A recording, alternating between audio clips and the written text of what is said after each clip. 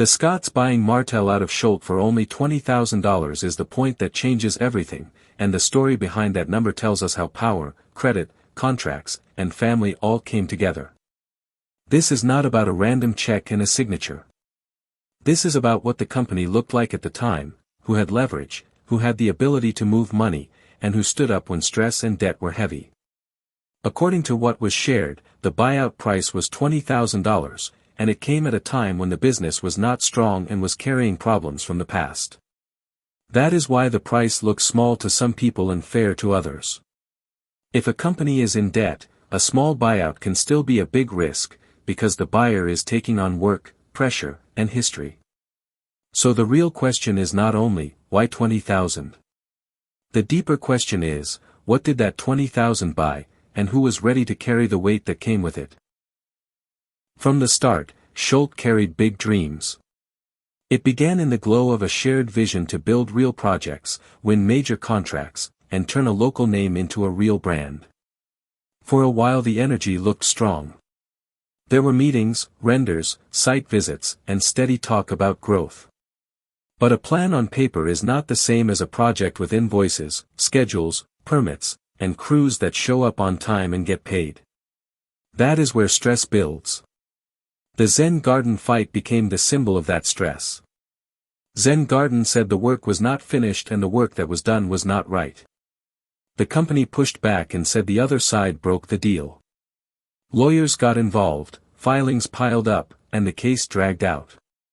While people argued about who was right, money drained away on both sides, and the name Scholt carried more weight in paperwork than in profit. By the time that storm settled enough to move forward, years had passed, trust had dropped, and the brand had taken hits that the public could see and that lenders would not ignore. That is the space where the $20,000 buyout makes sense, not because the company had no value, but because value is not only what you build, it is also what you owe, what you can borrow, who will co-sign, and who can still walk into a bank without the computer flagging a file in red. When Tisha stepped in to buy Martell out, she did not just buy a share, she took control over a problem that needed credit, patience, and a plan. She said the company was in debt when she bought it and that she helped turn it around. She also said that even with that big setback, they have built hotels since then, they fought for payment, and they learned from that hard lesson.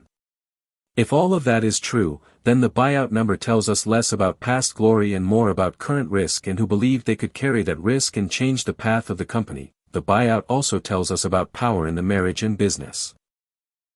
For years, many people looked at Marceau as the one who called the shots, the one with the loud voice and the final word. He liked to talk about control, roles, and who is the head of the household. But the quiet truth that came out on camera and inside talk was that Tisha had set up her own safety line. She had gone back to school. She had more than one license. She had a plan to build her own credit. She had set cash aside. When she moved to majority owner in key places, it changed who had the pen at the table. So when Martell came back asking if he could re-enter the company, the answer no longer lived with Marceau alone. The power had shifted. The decision lived with the person who could sign, who could pass a credit pull, and who was now marked in the paperwork as the one with the controlling share. That person was Tisha. It is hard for anyone to accept that a thing they helped build no longer belongs to them. For Martell, Scholt was not only a company. It was a symbol. It was proof in his mind that he could make moves, land contracts, and stand as a businessman. Being bought out for $20,000, and later hearing that the company moved on without him, must have felt like salt in an open wound. On top of that, the public talk grew loud. People repeated that Marceau called him jealous and said he lacked a stable home life and was angry to see someone else thrive where he used to stand. Whether a person agrees with that talk or not, the buyout marked a clear line: Martell on the outside, the Scots on the inside, and a company that had to find a way to survive without the old partnership. To follow the money, we have to look past the loud moments and see the steady stream of choices that set this up. Viewers watched the Scots call themselves millionaires on camera, and at the same time saw liens, high-interest loans, and legal notices stack up. That mix confused people. How can both be true? The simple answer is that income, assets, and cash flow are not the same thing. A person can have a big project and still be short on cash for months. A person can have land and still owe taxes. A person can have a loan approval 1 year and get denied the next because a lawsuit changed how an underwriter reads the file. In that mix, the best cushion is usually property. Raw land, a small building, a lot that can be used as collateral, or a place you can sell if a payment comes due. Over and over, the people who last in construction and real estate keep a side set of assets that can be pulled into play when a big project locks up cash for too long. That is how you keep the lights on when a client pays late or a court fight slows a payout. From the outside, it looks like luck. From the inside, it is planning and grit. The gift of an investment property to their son fits that pattern. It is a flex, yes, but it is also a lesson. It says, do not wait until you are 40 to own something. Learn how to manage a deed, pay the taxes, and handle renters or land care. That kind of gift is not only about money today. It is about family wealth tomorrow. If you teach a child to own, to improve, and to hold, they will not have to start at zero. In simple terms, land gives you options. You can build, you can sell, you can borrow against it if you must, and you can hand it to your child. In a family that has had money highs and lows, that kind of asset becomes a lifeline and a legacy at the same time, but none of this makes sense without saying how close things came to breaking. The money pressure nearly ended the marriage. In late 2024, they admitted they had separated and were thinking about divorce. That is not small talk. That is the point where bills, pride, stress, and outside noise all crash into a home at once. Marceau had long refused therapy. He talked about roles and control and told his wife to play your part. That tone landed heavy when he also talked about dark thoughts from stress. When the person you live with says the work cannot keep up with the spend, and the credit reports are rough, and the phone keeps ringing, that home gets tense. In that storm, Tisha kept pushing forward. She studied. She earned more. She built a financial line that was not tied to his name. And when she needed to, she used that line to take control of the business side and keep the family machine moving. Her steps were simple and smart. She learned the area where the family made money. She got licensed where it mattered. She set money aside. She built credit. She bought a property that did not depend on his approval.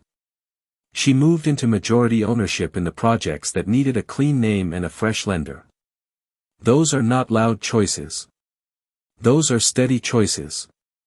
That is how a person in a rough home situation builds real power without having a shouting match every night.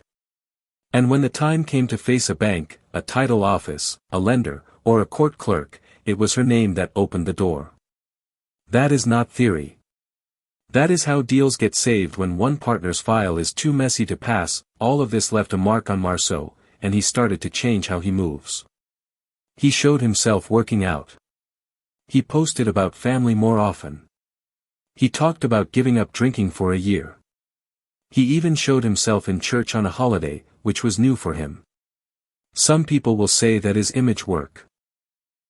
Others will say it is growth.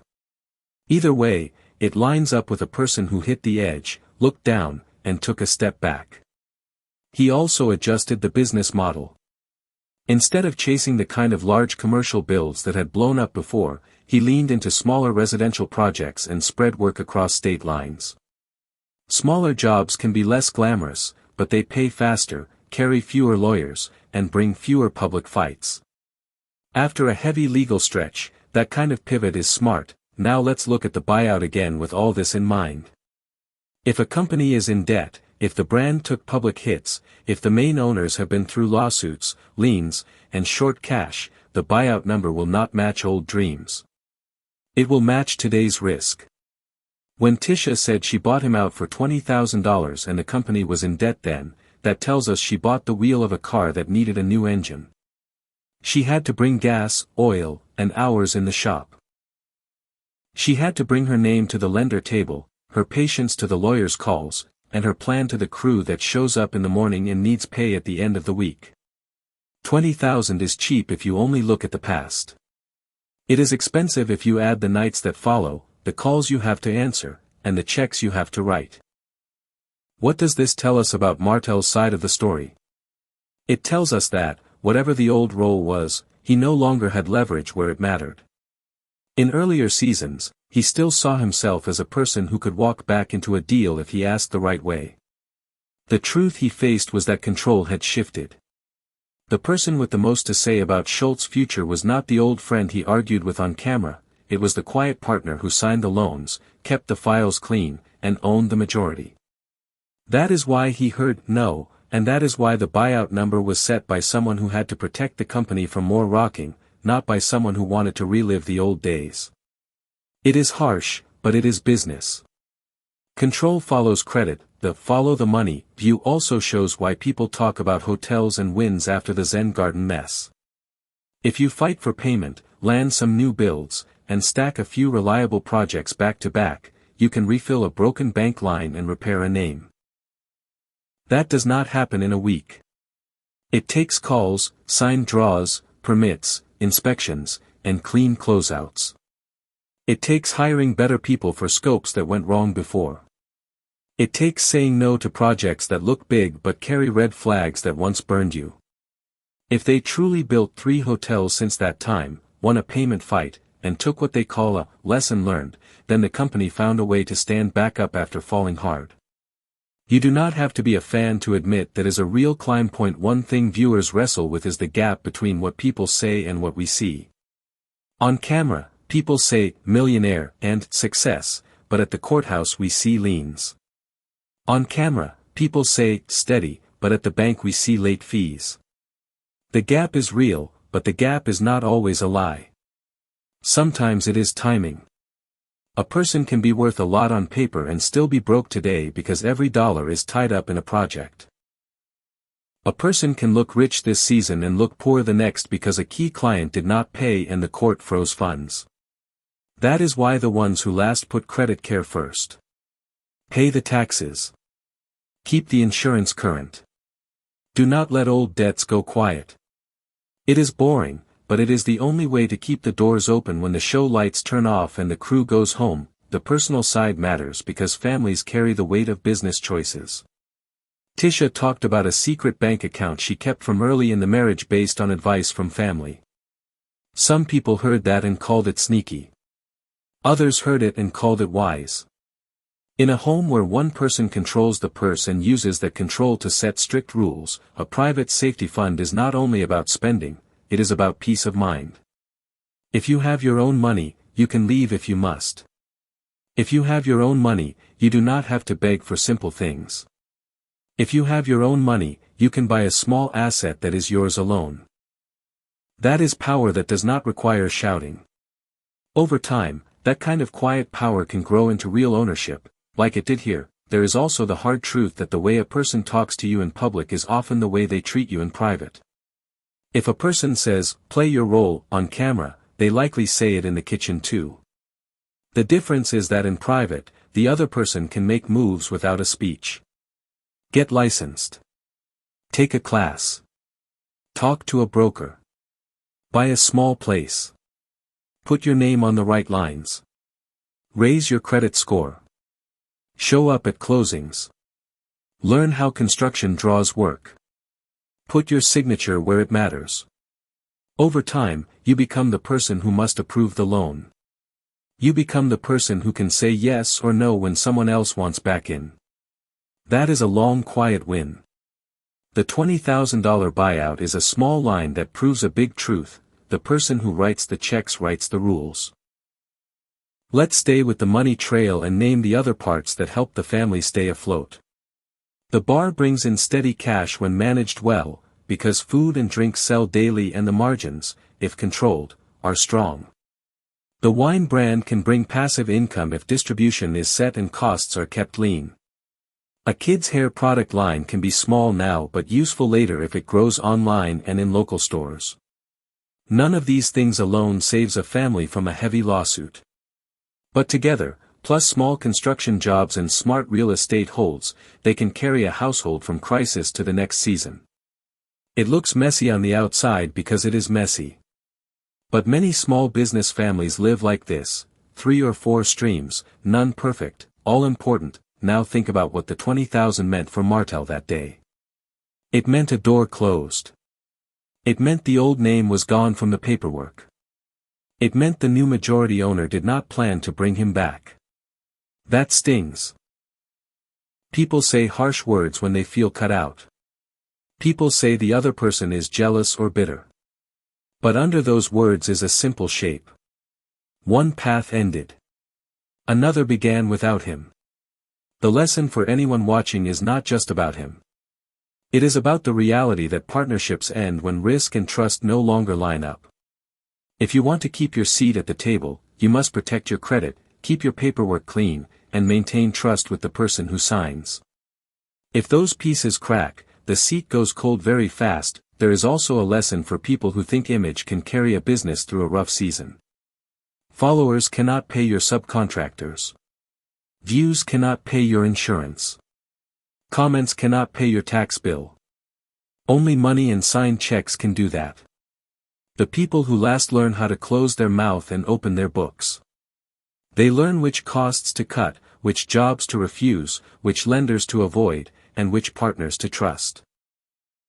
They learn that fast expansion can be a trap if your back office is weak.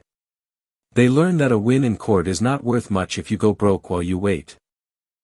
They learn that the better move, after a public mess, is a quiet set of right-sized jobs and slow rebuild of a name. Let's talk about the hotels, because that detail matters. A hotel build is not like a small flip. It is layers of trades, permits, inspections, and schedules. If you can deliver even one hotel clean, you earn trust. Do it twice, and lenders listen. Do it 3 times, and you can speak about growth without sounding like you are selling a dream.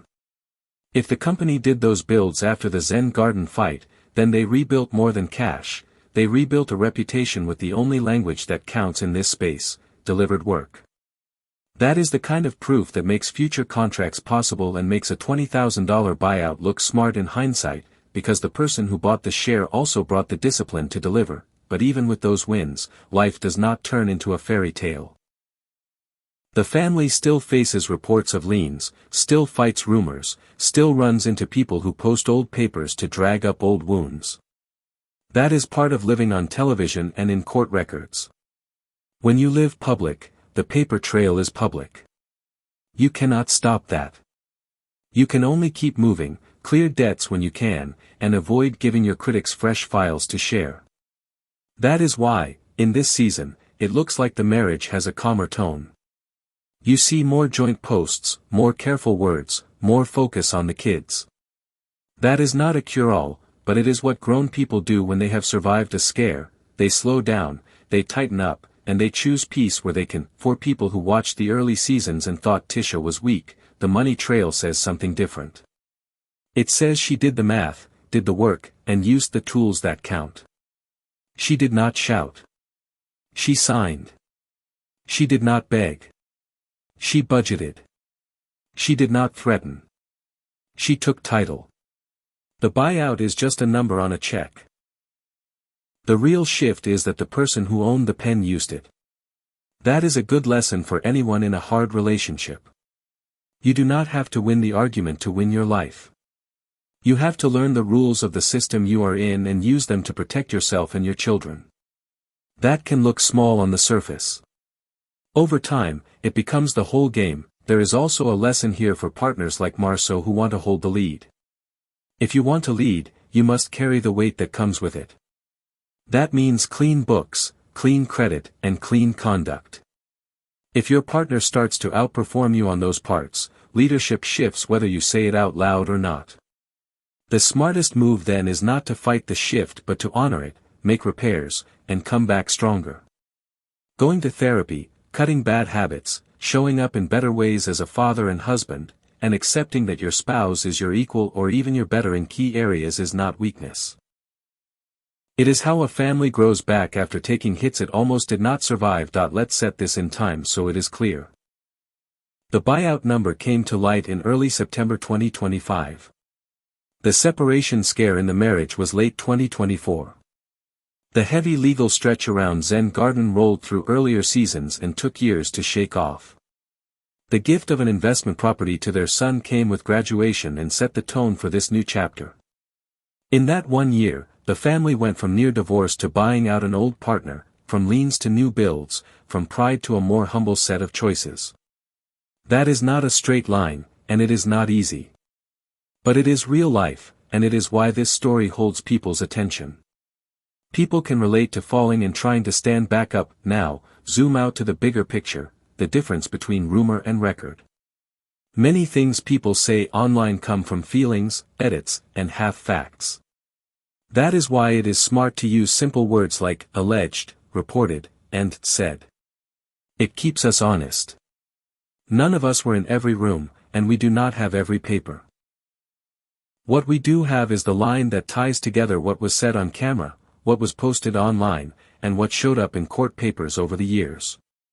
That line points to a family that learned the hard way that public life can help you and hurt you at the same time, and that credit is the real crown in business. That if you want a simple takeaway you can use in your own life, it is this. Own something in your own name. Learn how loans and liens work. Keep your credit clean. Do not count on an image to save you. Learn a trade or a skill that people will pay you for again and again. If your partner struggles, help where you can, but do not give up your safety. If a business is in trouble, make a smaller plan that still moves. If you can deliver small jobs clean, you will earn bigger ones later. And if a buyout comes, do not set your price by what you felt 5 years ago. Set it by what the company is today, and whether you can live with the risk that comes with it. Now we can close the loop on the $20,000. What did it buy? It bought a clean break from a former partner. It bought a chance to align the company under one plan and one lead. It bought the right to take the heat that came next and the right to enjoy the wins too. It bought a simple answer for lenders who wanted to know, who is in charge. And it bought a clearer path for a family that needed less noise and more delivery. To some people, that will still sound low.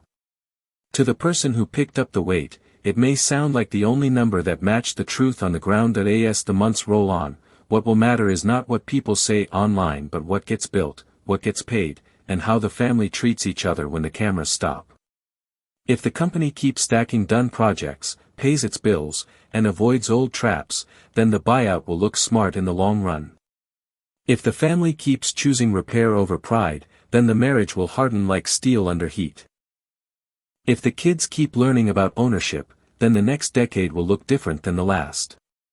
And if the people who felt cut out choose to build new things instead of staring back at the old door, then they will find their own wins too. So when you hear, follow the money, understand what it means here. It means follow the credit report, the tax bill, the permit board, the lien release, the draw schedules, the final inspections, the recorded deeds, the loan statements, and the time-stamped checks to subs. It means follow who can sign and who must ask. It means follow which projects close clean and which ones keep ending up in court. That trail does not lie. It is not loud. It is clear. And it is the only trail that explains how we got to a $20,000 buyout on September 10, 2025, and what that number really means for everyone involved. In simple words, a company in trouble needed a new driver. The person with the keys and the gas took the wheel. A former partner got a check that marked the end of a long shared dream. A marriage that was close to breaking learned new rules. A family that loved to talk about success learned to live it in a quieter way. And a set of viewers who love this story learned again that behind every headline is a stack of folders with names, dates, amounts, and signatures. Those folders tell the truth that the show can only hint at. If we keep our eyes on that truth, then the rest of the noise will fade, and what will remain is the work, the land, the houses, the hotels, the bills paid, and the people who stayed. If you felt a way about that $20,000 at the start of this video, it is okay. Most of us did. It shocks you for a second. But now you know why the number sits where it sits. It is not a price on pride. It is a price on risk. It is not a price on old dreams. It is a price on today's facts. For the person who paid it, it was a door that opened.